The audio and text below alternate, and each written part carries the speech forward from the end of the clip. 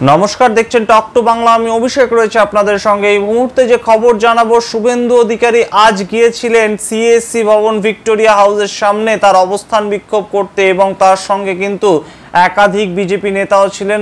রাহুল সিনহার মতন পরিচিত মুখ সহ তিনি গিয়েছিলেন।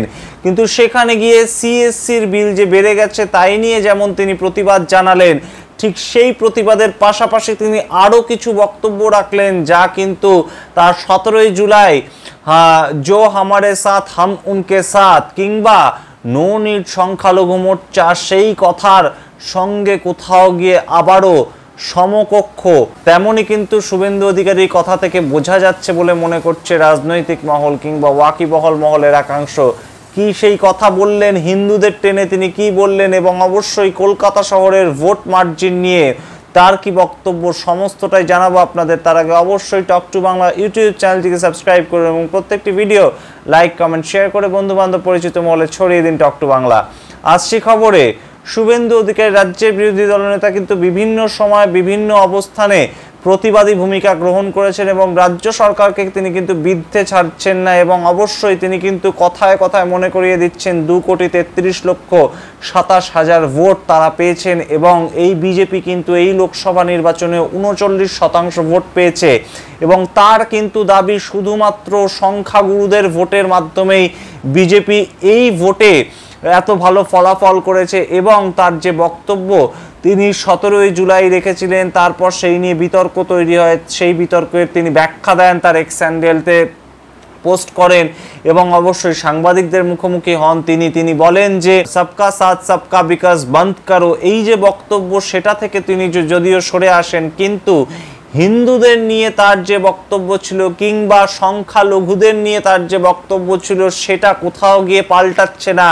তা কিন্তু শুভেন্দু অধিকারীর বারংবার যে অ্যাটিটিউড, বারংবার যে তার কর্মপদ্ধতি, তার মাধ্যমে প্রকাশ পাচ্ছে। এবং অবশ্যই পশ্চিমবঙ্গের ভোটারদের 39% ভোট, অর্থাৎ 2 কোটি মোট ভোটারের 2,33,27,000 ভোট যে পেয়েছেন বিজেপি, এবং বিজেপি সামগ্রিক এই লোকসভা নির্বাচনে 39% ভোট পেয়েছে, তা কিন্তু বারবার হ্যামার করছেন শুভেন্দু অধিকারী। এবং তিনি কিন্তু বলছেন যে তৃণমূল কংগ্রেস 39%-এর একটু বেশি ভোট পেয়েছে বলে তারা কিন্তু জয়ী হয়েছে।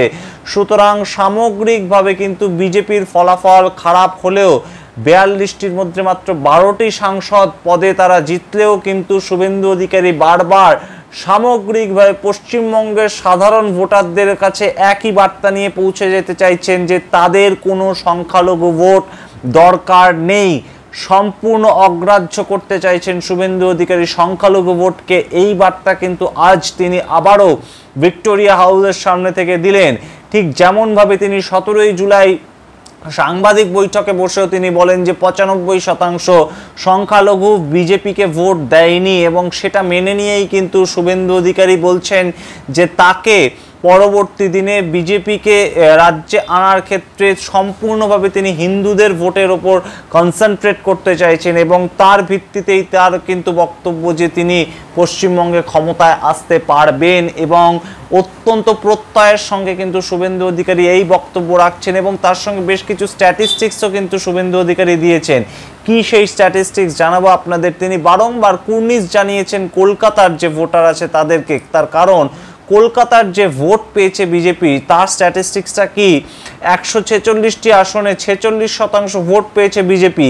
এই কথার মাধ্যমে কিন্তু তিনি আরও ক্লিয়ারলি বুঝিয়ে দেন যে সামগ্রিক কলকাতা শহরে যে ওয়ার্ড ভিত্তিক ফলাফল, তার ওয়ার্ড ভিত্তিক ফলাফলের ক্ষেত্রে কিন্তু বিজেপির যে সংখ্যা 146টা ওয়ার্ডের মধ্যে, মোট কলকাতা কর্পোরেশনের 146টা ওয়ার্ডের মধ্যে 54টা ওয়ার্ডে বিজেপি লিড পেয়েছে, এবং সেখানেই কিন্তু বিজেপি মনে করছে যে তারা অনেকটা এগিয়ে আছে। শুধু উত্তর কলকাতা এবং দক্ষিণ কলকাতার ওয়ার্ড মিলিয়ে 47টি ওয়ার্ডে বিজেপি লিড পেয়েছে এই লোকসভা ভোট, যেটা সদ্য 2024 সালে হয়ে গেল। এবং সেখানে 2024-এর 4 জুন যে রেজাল্ট বেরোলো তার ভিত্তিতে কিন্তু শুভেন্দু অধিকারীর এই বক্তব্য, তার এই পর্যবেক্ষণ।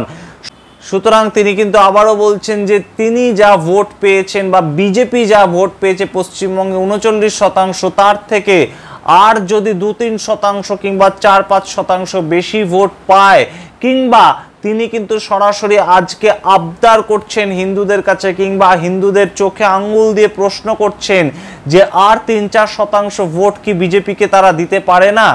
সুতরাং সেইভাবে কিন্তু আবারও বিজেপি যে তাদের হিন্দু ভোটের ওপর ভিত্তি করেই আগামী দিনে তাদের রণকৌশল তৈরি করছে, 26-এর ভোটকে যে শুধুমাত্র হিন্দু ভোটের ভিত্তিতেই তারা লড়তে চাইছে, সেটা কিন্তু শুভেন্দু অধিকারীর কথায় স্পষ্ট। যদিও বিজেপির অন্যান্য নেতারা পশ্চিমবঙ্গের তরফে কিন্তু এমন কোনো কথাই বলছেন না, না রাজ্য সভাপতি সুকান্ত মজুমদার, না অন্য আরেকজন অত্যন্ত জনপ্রিয় নেতা দিলীপ ঘোষ, তাদের মুখে এমন কথা শোনা না গেলেও শুভেন্দু অধিকারী কিন্তু তার অবস্থানে অনড়, এবং তিনি কিন্তু বারংবার বলছেন যে পশ্চিমবঙ্গের সংখ্যালঘু ভোট বিজেপি পাবে না, এটা ধরে নিয়েই তাদের চলতে হবে। এবং সেই ক্ষেত্রে শুধুমাত্র হিন্দু ভোট পেয়ে তারা যদি 2,33,27,000-এর বেশি ভোট পায়, তাহলে তারা আরেকটু পার্সেন্টেজ বাড়াতে পারলেই কিন্তু রাজ্যের ক্ষমতায় চলে আসবে, এমন কিন্তু সরাসরি বার্তা দিলেন শুভেন্দু অধিকারী। এবং আপনাদের প্রসঙ্গত জানিয়ে রাখি, এই যে 17ই জুলাই শুভেন্দু অধিকারী সায়েন্স সিটি অডিটোরিয়ামে যে বক্তব্য বলেছিলেন নো নিড সংখ্যালঘু মোর্চা, তারপর যে বিতর্ক তৈরি হয়, তারপরেও কিন্তু শুভেন্দু অধিকারী এবং অবশ্যই বিজেপির যে সমস্ত বিধায়করা আছে তারা কিন্তু বিধানসভার বাইরে হাতে গীতা নিয়ে, অর্থাৎ হিন্দু ধর্মগ্রন্থ হাতে গীতা নিয়ে কিন্তু তারা প্রতিবাদ দেখায়। এবং সরাসরি এই যে পদ্ধতি, এই যে হাতে গীতা নিয়ে বা হিন্দুদের ধর্মগ্রন্থ নিয়ে তারা প্রতিবাদ দেখায়, তা কিন্তু কোথাও গিয়ে সরাসরি একটা বার্তা দেওয়া পশ্চিমবঙ্গের ভোটারদের যে পশ্চিমবঙ্গে বিজেপি শুধুমাত্র হিন্দু ভোটের ওপরেই ডিপেন্ড করে আছে, এবং তার ভিত্তিতেই তারা আগামী দিনে তাদের যে বিজেপির যে স্ট্র্যাটেজি তারা সাজাতে চলেছে। এবং অবশ্যই মনে থাকবে আমাদের যে তিনি কিন্তু মাঝখানে একদিন সাংবাদিকদের মুখোমুখি হয়ে বলেন যে আসামে যদি হেমন্ত বিশ্ব শর্মা তিনি এই হিন্দুত্ববাদী স্ট্র্যাটেজি নিয়ে চলেন, তাহলে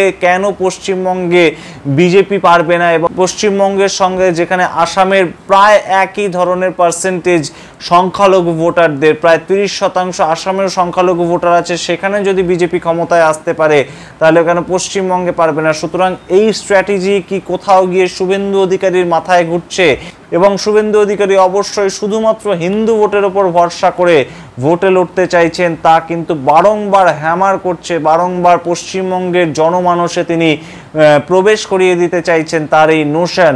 আমরা অবশ্যই নজর রাখবো যে পরবর্তীতে শুভেন্দু অধিকারী আরও কি বলেন। এবং তিনি কিন্তু বলেন যে কলকাতা শহরের মানুষকে তিনি কুর্নিশ জানাচ্ছেন বিজেপিকে জিতিয়েছে বলে বিভিন্ন ওয়ার্ডে, এবং তার সঙ্গে কিন্তু আগামী দিনের যে ছক, আগামী দিনের যে প্ল্যান, সেটাও কিন্তু তিনি বারংবার হ্যামার করছেন হিন্দু ভোটারদেরকে, যাতে বিজেপিকে আরেকটু বেশি ভোট দেয় হিন্দু ভোটাররা।